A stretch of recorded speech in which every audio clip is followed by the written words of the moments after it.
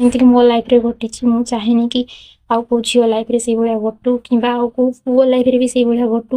ମୁଁ ସେ ଜିନିଷଟା ଚାହୁଁନି। ସେଥିପାଇଁ ମୁଁ ଆପଣମାନଙ୍କୁ ଏ ଜିନିଷଟା କହୁଛି ମୋ ତରଫରୁ କି ଆପଣମାନେ କାହାକୁ ବି ଏତେ ଜଲ୍ଦି ବିଶ୍ୱାସ କରନ୍ତୁନି କି କାହାକୁ ବି ମାନେ ଯାହାକୁ ବି ବାହା ହେଉଛନ୍ତି ଏତେ ଜଲ୍ଦି ତାକୁ ଟ୍ରଷ୍ଟ କରନ୍ତୁନି।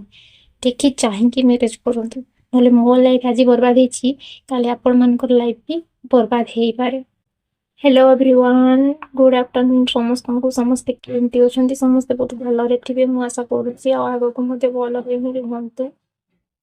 ମୋ ଲାଇଫ୍ ତ କ'ଣ କହିବି, ମୋ ଲାଇଫ୍ ଯାହା ହେଇଯାଇଛି ପୁରା ବର୍ବାଦ।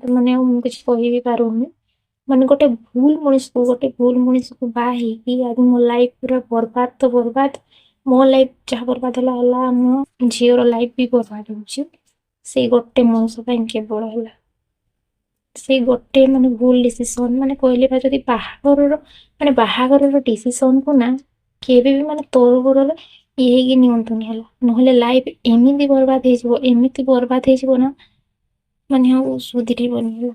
ଥରେ ବାହା ହେଲ ଗୋଟେ ଝିଅ ଥରେ ବାହା ହେଲା ତା ଲାଇଫ୍ ଆଉ କେବେ ସୁଧରି ପାରିବନି। ସେ ଭଲରେ ତା ସହିତ ରହିବ ଯଦି ଭଲ, ଆଉ ଯଦି ତମେ ଖରାପ ମଣିଷକୁ ବାହା ହେଇଥିବ ତାହେଲେ ଲାଇଫ୍ ପୁରା ଗଲା। ଆଉ କେବେ ବି ଆଉ ସୁଧରିବାର ଚାନ୍ସ ନାହିଁ। ସେଇଭଳିଆ ମୋ ଲାଇଫ୍ ପୁରା ଯାଇଛି, ଆଉ କେବେ ସୁଧରିବନି ମୁଁ ଜାଣିଛି। ସୁଧରିବାର ଚାନ୍ସ ହିଁ ନାହିଁ।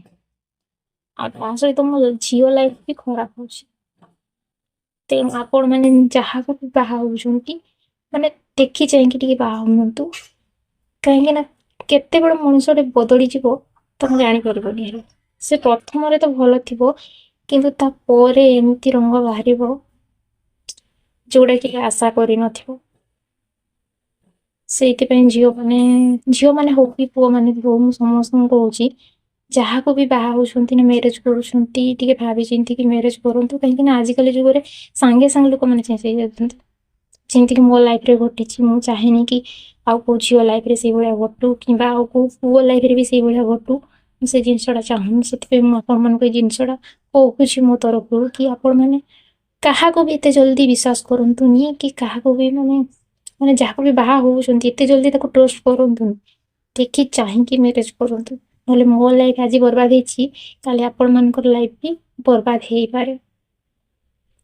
ତେଣୁ ଆପଣମାନେ ବି କେୟାରଫୁଲ୍ ରୁହନ୍ତୁ। ମୋ ଲାଇଫ୍ରେ ଯାହା ବି କିଛି ହେଇଛି ସେସବୁ ତ କହିଲେ ଏବେ ସରିବନି। କାହାଣୀ ପୁରା ଶେଷ ହିଁ ହବନି।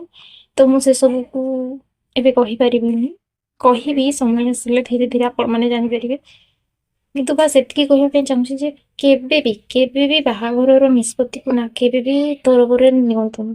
କାହିଁକିନା ମୁଁ ଯାହା ଭୋଗ କରିଛି, ମୁଁ ଯାହା ଯାହା ସହିଛି, ଆଉ ଏବେ ବି ଯାହା କିଛି ମୁଁ ଭୋଗୁଛି, ସେସବୁ ମୁଁ ଚାହେଁନି ଯେ ଆଉ କାହା ଲାଇଫ୍ରେ ସେସବୁ ଘଟୁ କିମ୍ବା ଆଉ କିଏ ସେସବୁକୁ ସହୁ, ସେ କଷ୍ଟ ତାକୁ ବିତୁ। ସେସବୁକୁ ମୁଁ ଚାହେଁନି। ସେଥିପାଇଁ ମୁଁ ଆପଣମାନଙ୍କୁ ଏଇ ଜିନିଷଟା କହିବା ପାଇଁ ଚାହୁଁଥିଲି କି କେବେ ବି ସେ ଡିସିସନ୍‌ଟାକୁ ତରବରରେ ନିଅନ୍ତୁନି। କେବେ ବି ନିଅନ୍ତୁନି ତରବରରେ ସେ ଡିସିସନ୍। ଆପଣମାନେ ପ୍ଲିଜ୍ ମୋ ଚ୍ୟାନେଲକୁ ସବସ୍କ୍ରାଇବ୍ କରନ୍ତୁ, ଭିଡ଼ିଓକୁ ଲାଇକ୍ ସେୟାର କମେଣ୍ଟ କରନ୍ତୁ, ଯେମିତିକି ମୁଁ ଆଗକୁ ବଢ଼ିପାରିବି। ମୋତେ ସପୋର୍ଟ କରନ୍ତୁ ଆପଣମାନଙ୍କର ସପୋର୍ଟ ମୋତେ ନିହାତି ଭାବରେ ଦରକାର।